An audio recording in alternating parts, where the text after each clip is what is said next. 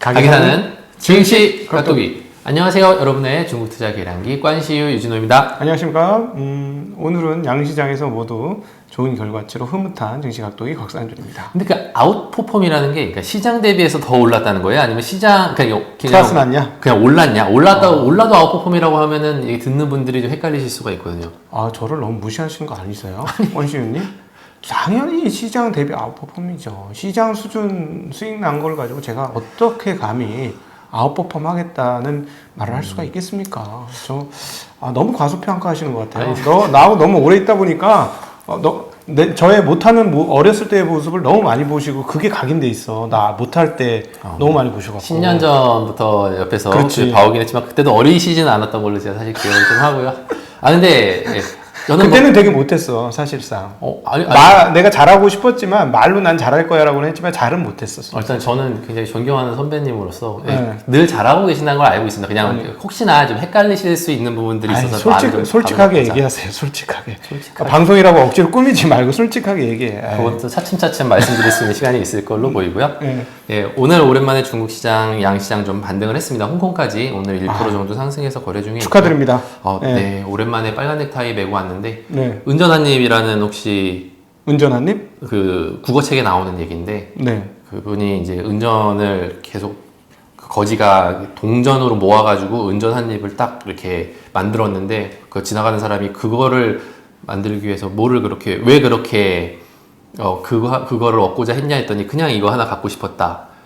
그냥 뭐 사실 이 얘기를 지금 꺼내는 거는 제가 빨간 넥타이를 매면서 이 넥타이 한번 매보고 싶었는데 그 넥타이 그렇게 매는 게 쉽지 않았었다. 빨간 넥타이 도출도 상당히 어려운 과정이네요. 지금. 도대체 무슨 얘기를 하려고 그럴까? 좀 그런 하루였다 봐주시면 될 것 같고요. 상해종합지수 기준으로 0.6% 상승, 그리고 심천성분지수 1.55% 상승이고요. 홍콩 항생지수 오랜만에 1.3% 정도 상승 중에 있습니다. 좋으네요. 거래대금은 많이 늘진 않았고요. 0.6조 위안이 어제보다 평소보다 적네요. 상승 종목 수가 하락 종목 수보다 한 3배 정도 많은 시장이었고 일단은 오늘은 전반적으로 대부분의 종목들이 상승을 한 와중에 특히 뭐 전기차에 들어가는 배터리나 들어가는 소재, 리튬 종목들 상한가가 좀 있었는데 이렇게 전반적으로 강했고요. 대신 은행주들 최근에는 좀 방어적인 성격 역할을 하는데 은행주들이 좀 하락하는 그런 모습이었습니다.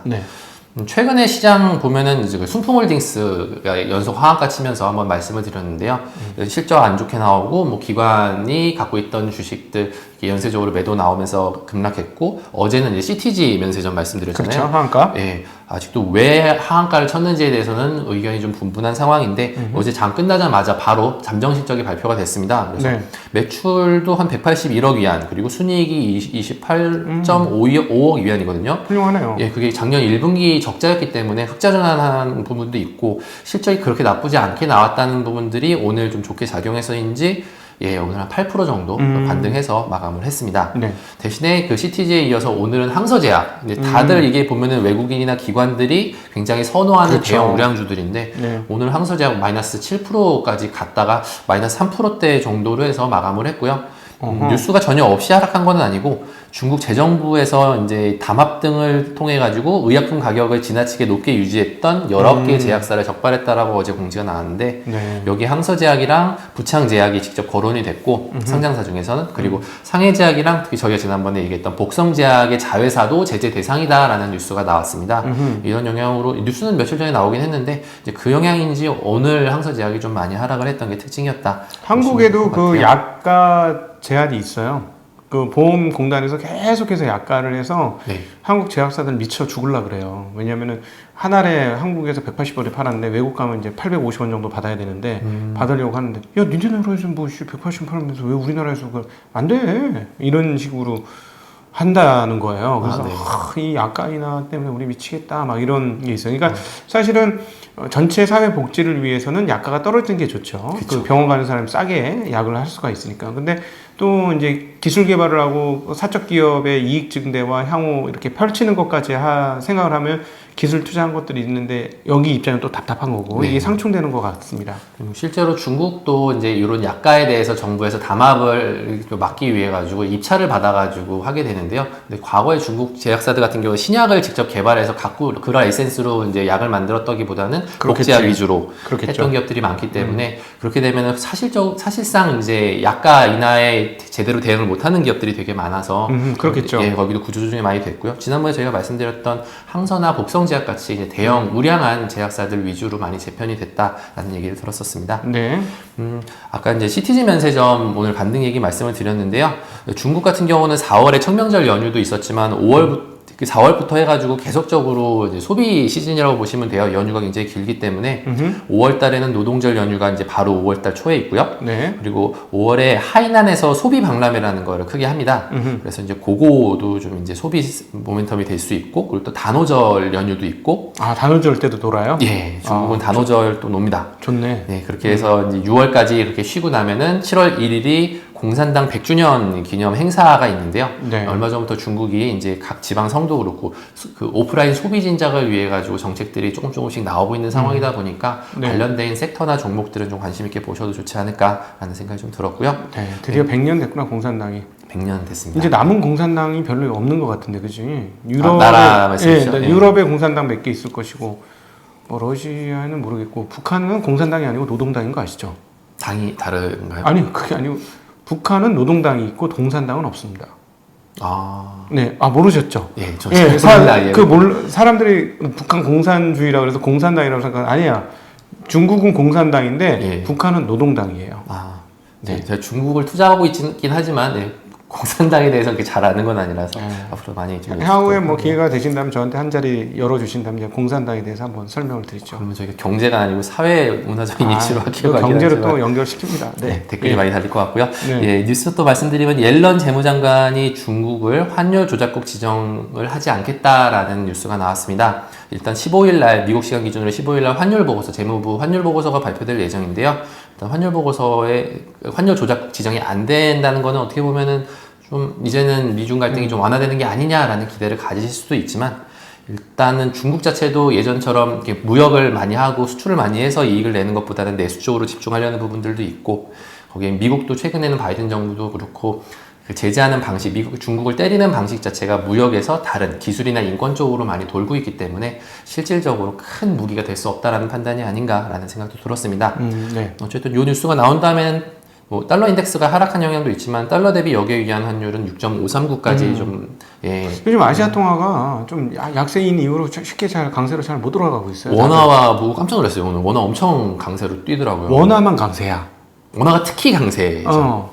이게 주식시장 입장에서는 외국인 투자 들어올 수 있어서 네. 그 자본시장에는 나쁘지 않을 수 있는데 산업 전반적으로 보면 이거 약간 이게 심화되면 조금 문제예요. 그래서 제가 먼저 자동차에 대한 얘기를 계속 드리고 있는 거야. 오늘 아침에도 그 얘기 잠깐 드렸는데 예. 일본 엔화가 너무 약세인 거야. 근데 이놈들이 채권을 많이 사주는 것 같아. 아, 미국 채권을. 그래서 네. 약간 음모론 했는데 짬짬이가 있는 거 아닐까. 채권 사줘. 너희 약세 허용할게. 그럼 너희 그다음 우리들한테 장사하면 되잖아. 뭐 이런 개념이 좀 있는 거 아닌가. 그러면 한국의 자동차 회사들은 조금 박 터지죠. 그래서 우리는 전기차로 뚫어야지. 그러면. 아, 네. 아니, 이상. 예. 한국의 성공적인 전기차 정착을 응원하면서 예, 어쨌든 미중 갈등 이슈도 계속적으로 저희가 지켜봐야 되는 상황인데요. 일단은 22일 다음 주입니다. 그 기후 정상회의를 하는데 일단은 캐리 특사가 한국에 이어서 중국을 오늘 내일 중으로 해서 방중을 하는 걸로 알고 있고요. 이제 그걸 통해서 22일에 이제 기후 정상회의에는 바이든 대통령과 시진핑 주석도 화상이지만 대면으로 다 참석이 가능할 가능성이 굉장히 높아지고 있다라는 얘기도 있습니다. 또 근데 그거와는 상반되게 3월 말에 이제 미국 공화당에서 중국산 태양광 모듈 구입을 전면적으로 규제하는 법안을 발의했다라는 뉴스가 어제 오늘 좀 이제 우리나라 뉴스에 좀 나오고 있는데요. 예. 실제 근데 중국산 태양광이 그 모듈이 왜냐면 폴리실리콘 웨이퍼가 대부분 다 중국산 아닌가? 예, 차지하고 있는 상황에서 네. 또 기후 협약 이제 탄소 줄이기 위한 이런 움직임 자체는 그 범세계적인 상황이기 때문에 이거를 태양광을 이렇게 막으면서 갈 수 있을지에 대한 부분 사실 살짝 좀 의문이네. 않지만 진짜. 예 일단은 22일 기후 정상 회의까지 좀 지켜보면 좋을 것 같습니다. 네. 홍콩도 오늘 어제 그제 메이투안 디엠핑이 제2 알리바바로 제재받을 가능성에 대해서 얘기가 나오면서 많이 하락을 했는데 메이투안 디엠핑이 지금 한 4% 정도 상승 중에 있고요. 네. 텐센트도 오랜만에 2% 정도 반등 중에 있습니다. 네. 오늘 뉴스를 또 하나 가져왔는데 화롱 자산운용이라고 중국의 일종의 부실 배드뱅크입니다. 그러니까 부실 자산들을 매입을 해가지고 일단 싸게 매입을 해서 이것들을 이제 정리해가지고 뭐 구조조정하는 경우도 있고 해가지고 싸게 다시 이제 비싸게 다시 파는 일종의 해결사 역할을 하는 회사라고 보시면 되는데요. 이 회사 홍콩에 상장이 돼 있는데 그 3월 말에 원래 실적 발표를 해야 되는데 실적 발표를 연기하면서 바로 거래 정지가 됐습니다. 네. 그리고 나서 최근에는 이제 이 화롱의 달러 표시 해외 채권이 가격이 급락을 하면서 또 거기다 이제 S&P나 이런 3대 신용평가사에서 부정적 등급을 이제 부정적으로 좀 이제 하향하는 얘기들이 좀 나오면서 이게 중국의 또 국영 기업들, 은행들의 부실이나 이런 것들이 터지는 거 아니냐라는 우려가 사실 어제 좀 많이 시장에서 작용을 했었고요.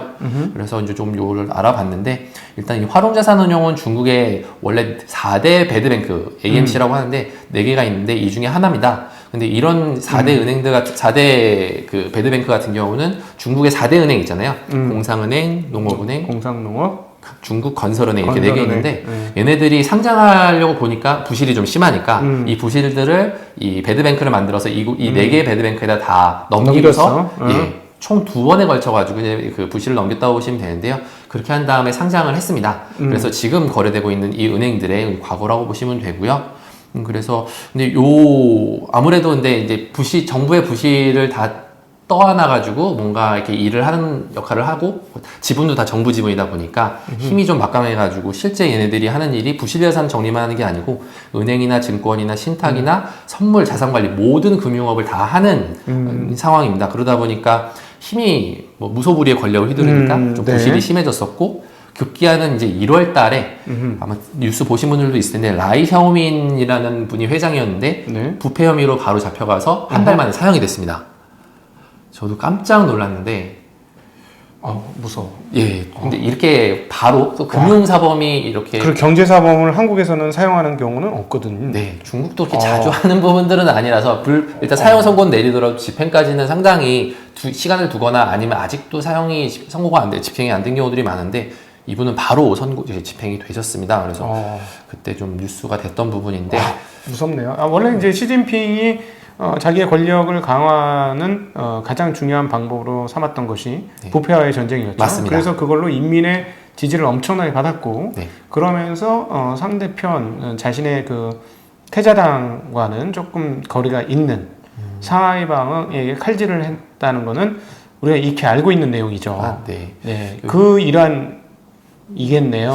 말씀하신 것처럼 이 뒤에는 화롱자산운용 뒤에는 상하이방이 있었다라는 얘기도 심심치 않게 들리는데요. 뭐 그거까지는 제가 밝힐 수 있는 부분은 아니고. 상하이방이 사실 장택민이 우리 전 소장님이 사적으로 밥 먹다가 얘기해 주신 재미난 얘기 한번 잠깐 하면 이거는 이제 저희 기조하고는 전혀 상관없고 그냥 사적 방송으로서 들었던 내용 그대로 그냥 말씀하신다. 뭐 사적 얘기를 그냥 살짝 나누면 장택민하고 이제 후진타오 이쪽이 다 이제 상하이방하고 저 후진타오는 저긴가? 공청당이잖아요. 네, 그렇습니다. 근데 왜 요즘 조용하냐? 상하이방이 이제 계속해서 도륙을 당하면서 자꾸 죽고 사실 그 중에 일환 중에 하나다. 알리바바도 뭐 상하이방 시대에 그렇게 큰 기업이 아니냐. 근데 부패 혐의를 잡았는데 그 중에서 장택민 자식들의 부패 혐의를 잡았다는 것이죠. 잡아서 그냥 들고 있는 거야. 우리 옛날에 그 영화 뭐죠? 우리 검찰 관련된 영화 있었잖아요. 한국에도 여러 개가 있어서 부당거래부터 뭐 아니 정우성이 주연이었던 그거 딱 이렇게 목줄 딱 잡고 딱 들고 안 푸는 거야. 이게 제일 무서운 거지. 딱 들고 있는 거지. 자, 그러면 꼼짝 막아대는 거죠. 네, 맞습니다. 그런 문화가 좀 있다고 하더라고요. 이건 사적인 얘기인데, 사적인 얘기인데 어쨌든 이런 사용 정도면은 네, 그 결국은 그 뒷면에는 세력 싸움이 있었고 실제 부패는 있었겠지. 그러니까 사형까지 갔겠지만, 네, 무섭네. 네. 네. 부패 척결과 이제 상대편을 좀 이제 없애기 위한 뭐 여러 가지가 이제 혼합돼서 나오는 결과일 가능성이. 근데 어쨌든 인민의 지지를 강력하게 받으니까 그렇습니다. 그렇게 나가고 있는 거겠죠. 네. 근데 이제 이게 지금 이제 어제 그제 해가지고 시장에서 좀 많이 이렇게 불안을 조장하고 있기는 한데 실제로 이 활용자산 운용 관련해가지고는 이미 1월달에 나왔던 뉴스가 이제 다시 한번 불거지는 개념이라고 보셔도 무방할 것 같고요. 그러다 보니까 말씀하신 것처럼 이제 시진핑 주석 2기가 되면서 채권 시장 건전성 회복을 위해 가지고 여러 가지 개혁을 하고 있는 과정이기 때문에 그런 일환으로 보시는 게 더 맞지 않을까. 네. 뭐 저희가 했던 얘기는 그냥 재미삼아 그냥 잊어버리시고요. 네. 잊어버리시고 이런 일이 있었다라고 정도까지만 보시면 되고, 그렇다고 해서 중국 시장이 일당 독재 국가로서 이렇게 무소불위의 당권을 가진 사람들이 휘둘른다고 해서 시장 전체도 버린다 이렇게 생각하시면 안 됩니다. 왜냐하면 한국 수출의 30% 이상이 중국으로 가고 있어요. 중국의 성장률이 한국 화학 제품의 성장률과 동일하다고 보시면 되는 거예요. 그래서 중국은 포기할 수 없는 시장이고, 사실 실상 우리나라 반도체 수출의 거의 7할 정도 가까이를 중국이 갖고 가는 나라입니다. 그래서 사실은 우리는 이런 모든 것들은 경제적인 관점으로 보시기를 부탁드립니다. 이거는 정치적 관점으로 보시면 안 됩니다. 이건 실사구시한 시각을 좀 가지셔야 되지 않을까 하는 당부를 다시 한번 드리도록 하겠습니다. 특히 내 돈으로 중국 시장 투자할 때는 더더욱 좀 객관적인 관점이 많이 필요하다는 생각 많이 드는데요. 돈에는 색깔이 없어요, 여러분. 제가 다시 한번 강조드리면 돈에는 색깔이 없습니다. 절대적으로 색깔 찾으시는 분은 여기서 돈을 못 찾습니다. 색깔만 찾게 돼요. 그러니까 돈에는 색깔이 없다는 걸 꼭 기억하셨으면 좋겠습니다. 네. 일단 돈을 벌어야, 중국 투자에서 돈을 벌어야 이제 중국이 좋고 나쁘고 얘기를 할 텐데. 죄송합니다. 이게 참 쉽지 않은 색깔이 있었으면 좋겠네. 네. 무슨 색깔이든. 네. 오늘 너무 저희가 사설이 길어가지고 이제 이 정도로 정리해야 되겠네요. 기업 얘기도 못했는데요. 추가적인 내용들은 또 정리해서 내일 또 좋은 소식으로 안내드릴 수 있도록 하겠습니다. 감사합니다. 안녕.